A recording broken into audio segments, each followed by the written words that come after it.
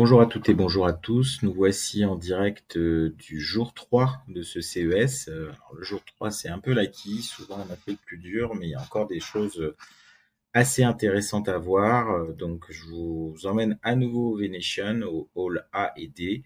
On va voir beaucoup de choses sur la food tech, le lifestyle, les accessoires, la smart home, mais également les pavillons nationaux de certains pays, et puis l'endroit où on va également retrouver les Innovation Awards dont je vais vous parler dans cet épisode.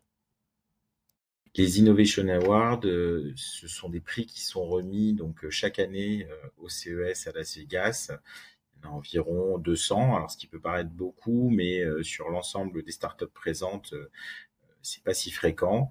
Euh, donc vous avez tout un espace où on a un peu ce best-of du CES qu'on peut retrouver sous vitrine. Ça permet un peu de faire le tri. Donc il y a souvent beaucoup de monde. Et moi, si je devais retenir deux initiatives, je dirais NextGen. C'est une solution de d'oreillettes, donc comme des AirPods, mais qui vont contenir un dispositif qui va permettre de monitorer la fréquence cardiaque. Je trouve ça vraiment intéressant que des objets du quotidien se retrouvent à pouvoir faire du suivi santé. Et l'autre initiative que je voudrais mettre en avant, c'est Eclipsia. Ce sont des Français qui sont encore au stade de la recherche, hein, c'est pas produit, mais qui produit un dispositif qui est fait pour les humains, qui va se mettre sous forme de bracelet et qui va pouvoir capter par le biais d'ondes, donc sans le côté invasif, la glycémie, tout simplement. Donc une révolution pour les diabétiques. Une autre initiative rencontrée au Venetian ce jour-là, et c'est à nouveau des Coréens, et ça concerne à nouveau l'élevage et à nouveau les cochons, puisque je vous avais parlé de Nova Vision lors du jour 1. Et donc on est sur un dispositif un peu similaire qui s'appelle Edge Farm, qui va par le biais d'une caméra installée au plafond de l'élevage pouvoir être en mesure de suivre individuellement les individus d'un élevage de porcs, et avec la capacité, moi qui me fascine, avec simplement cette caméra à évaluer de manière très pertinente le poids de l'animal. On va avoir un suivi de son activité, de son poids et de son gain de poids. Là actuellement, ils disent fonctionner en août en tout cas 2023, ils fonctionnaient dans plus de 56 fermes, et ça leur permettait de gérer 200 000 cochons avec une précision de 98% sur le poids final, qui est un peu un enjeu majeur en élevage. Une troisième initiative rencontrée dans ce hall du Venetian, c'est cet écouteur en fait qui s'appelle le Bimanu Click Pro, qui promet donc une traduction en temps réel avec 50 langages différents. Pour avoir vu des démos avec des personnes, effectivement, j'ai vu la démo entre un polonais et un anglais, et c'était étonnamment fluide. Donc j'avoue que ça me démange dans la mesure où ça coûte seulement 200 $ de m'équiper, et ça m'évitera peut-être des moments de solitude dans des prochains voyages. J'ai des souvenirs d'un voyage en Corée où ça a été un peu dur les 2 premiers jours d'arriver à s'adapter jusqu'à ce que je me fasse aider par Google Translate. Donc voilà, ces écouteurs vont peut-être changer la façon dont on va communiquer entre les peuples.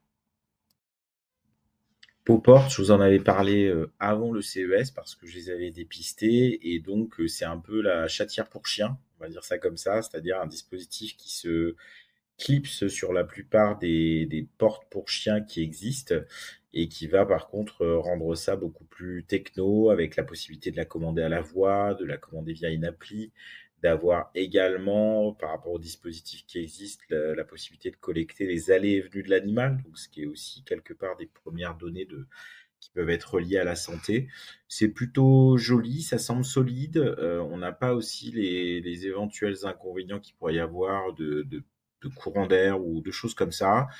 Après, voilà, la seule interrogation, c'est qu'il y avait un stand qui était gigantesque, il y avait 15 personnes au moins.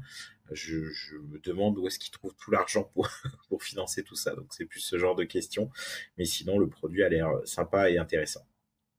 Je suis pas un grand fan des litières qu'on peut voir habituellement au CES, parce que ce sont souvent des espèces de grosses boules qui sont très encombrantes, qui font beaucoup de bruit.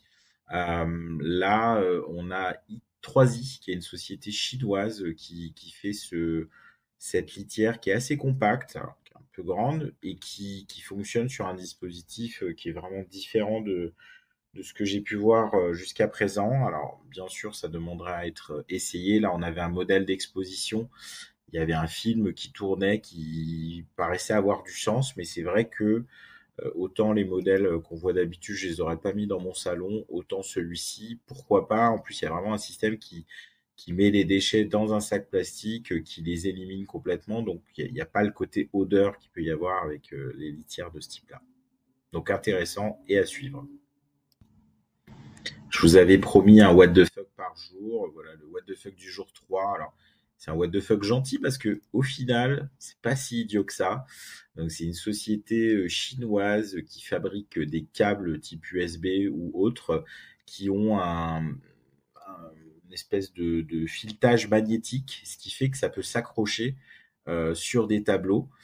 Comme celui qu'on voit là, un peu, il faut imaginer comme un Velleda où on pourrait écrire, mais là c'est quelque chose qui est un peu magnétique, donc ce qui fait qu'on peut effectivement, comme on le voit là, ranger de manière après clean tous ces câbles qui en général nous encombrent. Donc je sais qu'on a un carton à câbles à la clinique chez Anikun et je me disais que peut-être un mur comme ça, ce serait hyper sympa pour ranger tous nos câbles. Voilà, c'était ces 3 jours au CES. J'espère que ça vous a plu, que vous avez appris des choses, que vous avez été étonnés. Aujourd'hui, vendredi, quand vous écouterez cette vidéo, je serai peut-être en vol entre Las Vegas et Orlando. Je me rends donc au VMX, qui est un peu la VAC américaine, donc un salon de très grande taille avec plus de 20 000 participants, une énorme expo commerciale. Donc j'y serai samedi, dimanche, lundi, mardi, mercredi. Mercredi, je repartirai vers la France. Je vous referai des épisodes chaque jour de ce type-là, donc n'hésitez pas à me suivre. Et il est possible que si j'ai un peu le temps dans l'avion, je vous fasse un extra bonus sur le CES parce qu'il y a plein de choses que j'ai pas encore décrites. Voilà. Je vous souhaite une bonne journée et à très bientôt pour la suite.